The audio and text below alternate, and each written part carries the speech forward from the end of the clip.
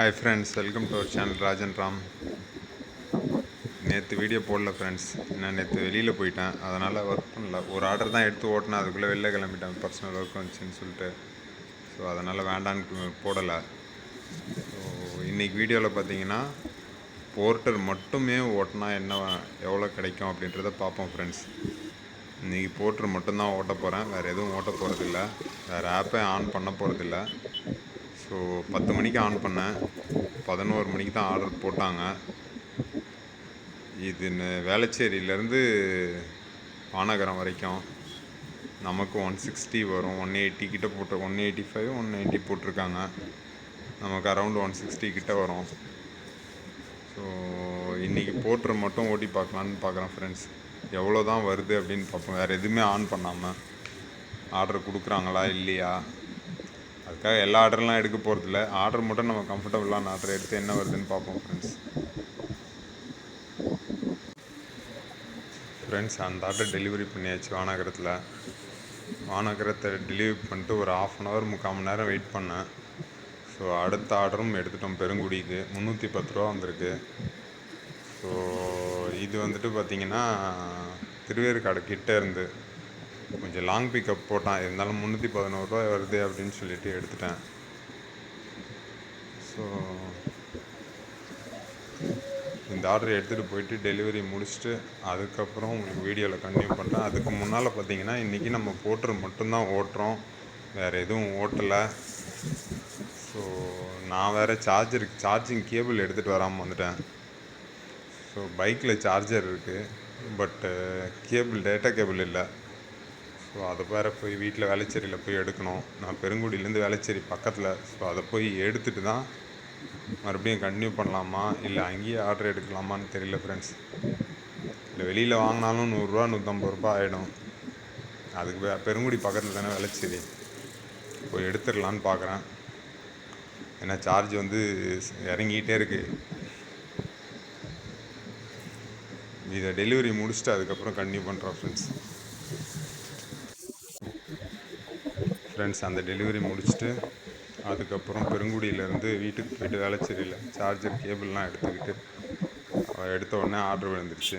So order வந்துட்டு வடபழனி போயிட்டு 2 drop, Vadapalani ஒன்று, அடுத்தது நங்கநல்லூர் ஒன்று. ஸோ வடபழனி போய் ட்ராப் பண்ணிவிட்டு அடுத்த டெலிவரி வந்துட்டு நங்கநல்லூர் வந்தேன்.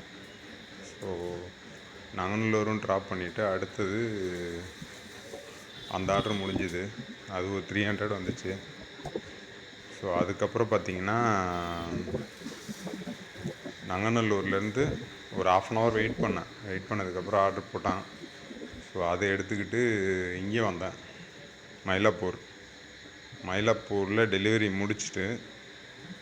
எப்படியுமே ஆர்டர் போடுறது கஷ்டம் மயிலாப்பூரில். போட்டாலும் சின்ன சின்ன ஆர்டர் தான் போடுவான், பெருசாக போட மாட்டான். வீட்டுக்கு போகிறதும் டஃப் ஆகிடும்னு சொல்லிவிட்டு ஆஃப் பண்ணிட்டு ரிச்சி ஸ்ட்ரீட் போயிட்டு ஆன் பண்ணேன். ஸோ அங்கேருந்து சோழிங்கநல்லூர் ஒரு ஆர்டர் போட்டிருக்கான் ஃப்ரெண்ட்ஸ், 292 ரூபா. ஸோ அதை எடுத்துக்கிட்டு போயிட்டுருக்கேன். ஸோ போர்ட்ரு ஓட்டுறதுல இன்றைக்கி வந்து லாபம் தான் ஃப்ரெண்ட்ஸ், போர்ட்ரு மட்டும் ஆன் பண்ணதில்லை. ஏன்னா போர்ட்டரில் வந்துட்டு பெரும்பாலும் நமக்கு வந்துட்டு 3 கிலோமீட்டர் மேலே பிக்கப் வராது. ஸோ டெலிவரிக்கு சார்ஜஸ் கிளியராக போட்டு கொடுத்துருக்கோம். சப்போஸ் டிராஃபிக் ஆகுது இல்லை எங்கேயாச்சும் கஸ்டமர் லேட் பண்ணுறாங்க அப்படின்னா அடிஷ்னல் சார்ஜஸ் அவனை ஆட் பண்ணி கொடுத்துருவான். ஸோ அதனால் போர்ட்ரு ஓட்டுறது ப்ராஃபிட் ஃப்ரெண்ட்ஸ். ஸோ ஆர்டர் இருக்கிற அன்றைக்கி போர்ட்ரு தான் பெஸ்ட்டு. ஸோ இதே மாதிரி நாளைக்கு வந்துட்டு நம்ம வந்துட்டு போர்ஸோ மட்டும் ஓட்டி எப்படி இருக்குன்னு பார்ப்போம். அப்போ வந்து டிஃப்ரென்ஸ் தெரிஞ்சிடும். ஸோ இந்த ஆர்டர் சோழிங்கநல்லூர் போயிட்டுருக்கேன் ஃப்ரெண்ட்ஸ். இந்த டெலிவரி முடிச்சுட்டு அதுக்கப்புறம் வீடியோ கண்டினியூ பண்ணுவோம் ஃப்ரெண்ட்ஸ். அந்த 2 ஆர்டரையும் கம்ப்ளீட் பண்ணிட்டேன், 2 டெலிவரியும் கம்ப்ளீட் ஆகிடுச்சு. ஸோ கேக்ஸ் டெலிவரி ஸ்மூத்தாக போச்சு. வேறு வண்டியில் பெட்ரோல் இல்லை, போட்டரில். அடுத்தது போர்ஸோவில் சொதப்பிடுச்சு. கரெக்டாக பெட்ரோல் பங்க் நம்ம டெலிவரி கொடுக்க போன இடத்துல கஸ்டமர் வந்து ஆஃபீஸ் அட்ரஸில் போட்டிருக்காரு. வீட்டுக்கு போனது வந்து 9 நிக்காத மழை மணிக்கு. செம்ம அடி ஸோ அடிக்குது.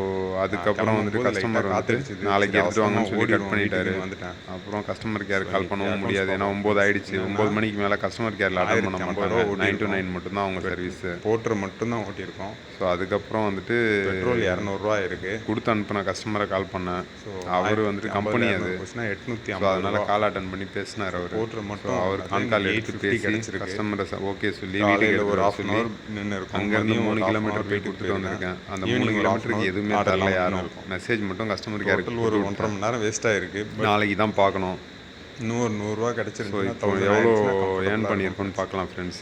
ஆர்டர் போர்ட்டரில் ஒரு ஓடுதுன்னு நினைக்கிறேன். 360 போட்டுரு ப்ளஸ் ஒரு நாளைக்கு 190 இன்னொன்று பண்ணலாம் ஃப்ரெண்ட்ஸ். ஒன்லி Borzilla ஒரு ஒரு ஆன் பண்ணிட்டு அதில் எவ்வளோ 260 ஓடுதுன்னு பார்ப்போம் ஃப்ரெண்ட்ஸ். ரேப்பிடோவில் ஒரு ஏன்னா நம்ம இப்படி பார்த்தா தான் வந்து 230 ஓரளவுக்கு எல்லாம் தெளிவா வேலை சேர்த்தோம்னாக்கா செய்ய முடியும். 1040 அவங்க வருது. இஷ்டத்துக்குலாம் நம்ம வேலை செஞ்சுட்டு இருந்தோம்னா நம்ம பெட்ரோல் செலவு போச்சுனாக்கா பெட்ரோல் ஒரு நமக்கு அந்த 240 10 செகண்ட் வச்சுக்கலாம் பெனிஃபிட்டும் ஃப்ரெண்ட்ஸ். கிடையாது. ஏன்னா இன்றைக்கி நிறைய வெட்டியாக சுற்றி இருக்கிறோம். ஸோ அதை வச்சுக்கிட்டு அதுக்கெல்லாம் பெட்ரோல் எக்கச்சக்கமாகும். Thank you so friends. பெட்ரோல் செலவு வீடியோ 240 இதோட போச்சுன்னா கூட முடிச்சுக்கிறேன். நமக்கு 800 மறுபடியும் லாபம் நாளைக்கு ஃப்ரெண்ட்ஸ். பார்ப்போம் இன்றைக்கி friends. எல்லா செலவும் போக குட் நைட் ஃப்ரெண்ட்ஸ். இன்றைக்கி எப்படி